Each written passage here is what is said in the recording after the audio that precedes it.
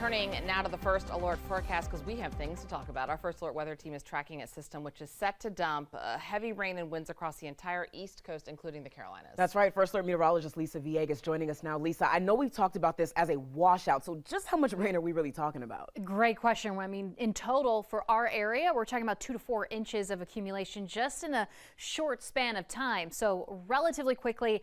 And because of that, watching for that flooding threat. And we're not the only ones dealing with that threat. We're talking about millions of people along the East Coast. So as we fast forward, again, talking about Tuesday after midnight, 2 a.m., this starts to knock at our door. Even that snow level beginning to rise. So strictly just rain there as we start to see a little mixing, but overall rain when we're waking up Tuesday morning.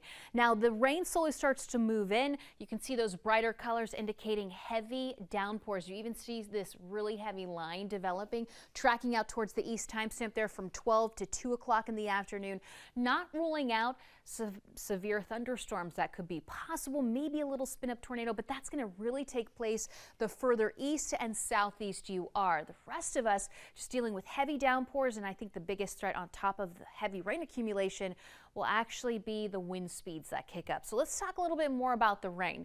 This is a look, all of our area encompassed in this yellow color, indicating that we are going to be in this slight risk for scattered flash floods because of that heavy rain accumulation we're expecting and just because of the recent rains as well. So like I said, 2 to 4 inches expected. As we fast forward, you can see those higher wind speeds kicking up. Gusts will easily exceed around 40 miles an hour. Some isolated locations could easily exceed 50 miles an hour.